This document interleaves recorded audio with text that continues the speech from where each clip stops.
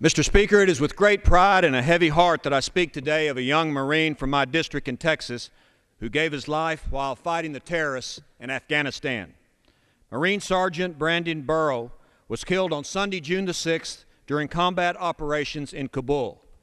This is a photograph of this marvelous Marine. He leaves behind his wife Heather and his two young sons, Cole, who's 3 years old, and Cade, who's 1. Brandon was on his third tour of duty. He previously served 2 deployments in Iraq, and he left for Afghanistan this April as part of a team training Afghan police. He was 26 years of age and a 2002 graduate of Kingwood High School in Texas. In his 26 short years, Brandon lived a lifetime of service to other people. I talked to Brandon's mom, Terry, this week, and she told me that Brandon had just called her, and he had asked her to send him gifts for the local Afghanistan children in his next care package. Brandon, always thinking about ways to do something for somebody else.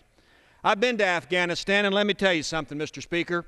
Those Afghani kids love American warriors. They love our troops, and I've seen how they react to those troops firsthand.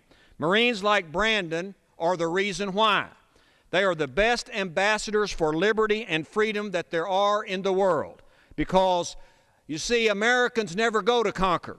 They go to liberate. They go to lands they've never seen, and they fight for people they've never known.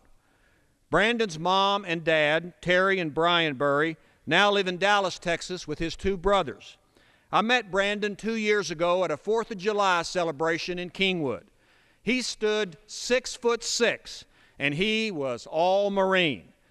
He is an impressive individual, and his friends say even back in middle school, Brandon knew what he wanted to do. He wanted to be a United States Marine. He volunteered for the Marine Corps. He could have been an officer, but he wanted to be an enlisted man so he could be on the ground with other such Marines. You know, Mr. Speaker, there is nothing like a U.S. Marine.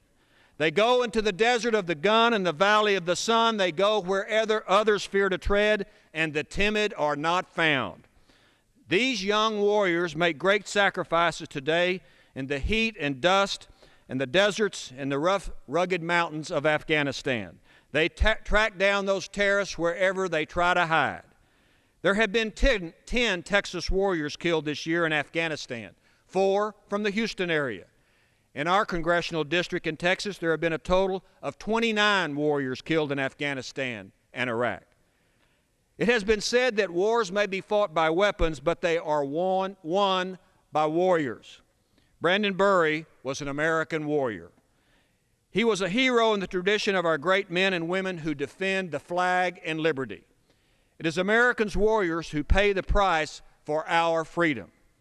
In America's first war, fighting for freedom, Patrick Henry said, "The battle, sir, is not to the strong, it is to the vigilant, the active, to the brave." We are fortunate that these words still ring true today and that Americans like Brandon carry those values into battle. While we mourn the loss of Brandon Burry, we should thank God that a man like him ever lived. Killed with Sergeant Burry were Lance Corporal Derek Hernandez, 20, of Edinburgh, Texas, and Corporal Donald Marler, 22, from St. Louis, part of the 3rd Battalion, 1st Marine Regiment, 1st Marine Division, based at Camp Pendleton.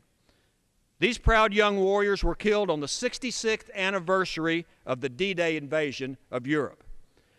Shakespeare wrote about such men in Henry V when he said, "From this day to the ending of the world, we in it shall be remembered. We few, we happy few, we band of brothers. For he today that sheds his blood with me shall be my brother." Mr. Speaker, we shall always remember Brandon and his fellow Marine brothers and the lives they gave for freedom. So today I extend my prayers and my condolences to Brandon's wife and 2 young boys and his parents, his relatives, and his friends in the Kingwood community. Mr. Speaker, when a warrior goes off to faraway lands, the family stands vigilant at home because they too have really gone off to war.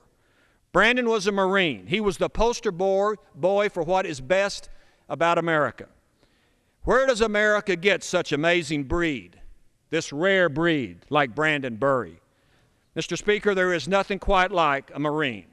It was said best by an Army general when he said there are only two groups that understand Marines: Marines and the enemy.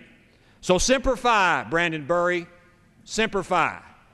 And that's just the way it is. I yield back. Gentleman yields back his time. Mr. Towns, New York.